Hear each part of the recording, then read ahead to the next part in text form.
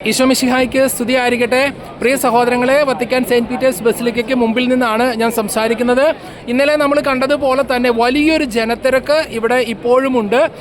ലോകത്തിൻ്റെ വിവിധ ഭാഗങ്ങളിൽ നിന്ന് വന്ന തീർത്ഥാടകർ പരിശുദ്ധ പിതാവ് ഫ്രാൻസിസ് പാപ്പായെ അവസാനമായി ഒരു നോക്ക് കാണുന്നതിന് വേണ്ടി ഇങ്ങോട്ടേക്ക് തടിച്ചുകൂടിക്കൊണ്ടിരിക്കുകയാണ്. എല്ലാ സ്ഥലങ്ങളിലും വത്തിക്കാൻ സെയിൻറ്റ് പീറ്റേഴ്സ് സ്ക്വയറിൻ്റെ ചുറ്റുമുള്ള എല്ലാ എൻട്രി പോയിന്റുകളിലും വലിയ നീണ്ട നിരയാണ്. മണിക്കൂറുകൾ 3, 4, 5, 6 മണിക്കൂർ വരെയൊക്കെ കാത്തു നിന്നാണ് ഓരോരുത്തരും ബസിലിക്കയ്ക്കുള്ളിൽ പരിശുദ്ധ പിതാവിൻ്റെ ഭൗതിക ശരീരം കാണാനായിട്ട് പ്രവേശിക്കുന്നത്. അതുപോലെ തന്നെ ലോക നേതാക്കൾ ഇങ്ങോട്ടേക്ക് കടന്നു വന്നുകൊണ്ടിരിക്കുകയാണ്. പരിശുദ്ധ പിതാവിൻ്റെ മൃതസംസ്കാര ശുശ്രൂഷ നടക്കുന്നത് നാളെ കഴിഞ്ഞ് ശനിയാഴ്ച രാവിലെ 10 മണിക്ക് സെയിൻറ്റ് പീറ്റേഴ്സ് ചതുരത്തിൽ വെച്ചാണ്. അതിൽ പങ്കെടുക്കുന്നതിന് വേണ്ടി അമേരിക്കൻ പ്രസിഡന്റ്, അതുപോലെ തന്നെ പരിശുദ്ധ പിതാവ് ഫ്രാൻസിസ് പാപ്പായുടെ മാതൃരാജ്യമായ അർജന്റീനയുടെ പ്രസിഡന്റ്, അതുപോലെ ഇറ്റാലിയൻ പ്രസിഡന്റും പ്രൈം മിനിസ്റ്ററും, അതുപോലെ UK-യുടെ പ്രധാനമന്ത്രി, UK-യുടെ റോയൽ ഫാമിലിയെ പ്രതിനിധീകരിച്ച് വില്യം രാജകുമാരൻ, അതുപോലെ ലോകത്തിൻ്റെ വിവിധ ഭാഗങ്ങളിൽ നിന്ന് വിവിധ രാജ്യങ്ങളുടെ തലവന്മാരും പ്രതിനിധി സംഘവും ഇങ്ങോട്ടേക്ക് വന്നുകൊണ്ടിരിക്കുകയാണ്.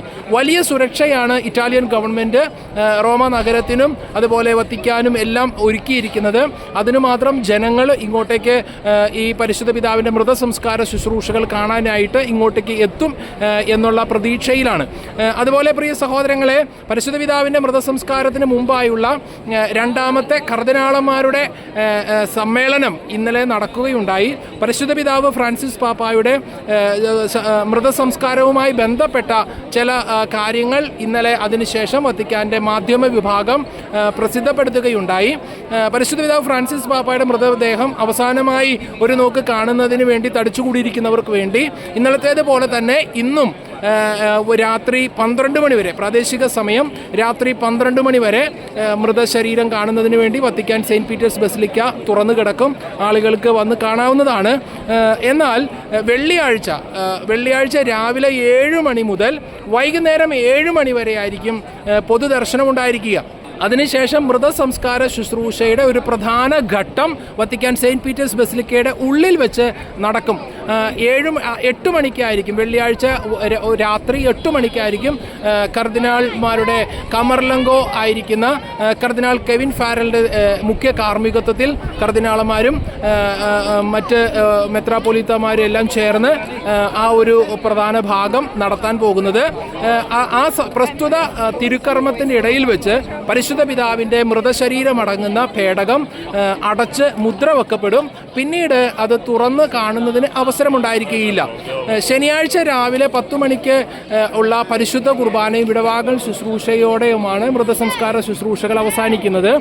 അപ്പോൾ അതിനു മുന്നോടിയായി പ്രത്യേകം സജ്ജമാക്കിയിരിക്കുന്ന സ്ഥലത്തേക്ക്, സ്ക്വയറിലേക്ക് പരിശുദ്ധ പിതാവിൻ്റെ മൃതശരീര പേടകം കൊണ്ടുവരും.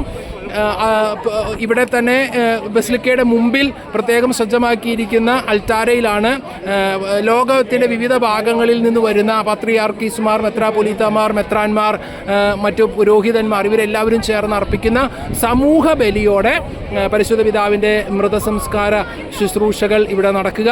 അതിനുശേഷം സമൂഹ ബലിയും വിടവാങ്ങൽ ശുശ്രൂഷയ്ക്കും ശേഷം പരിശുദ്ധ പിതാവിൻ്റെ ഭൗതിക ശരീരം വീണ്ടും ബസിലിക്കയുടെ അകത്തേക്ക് കൊണ്ടുപോകും.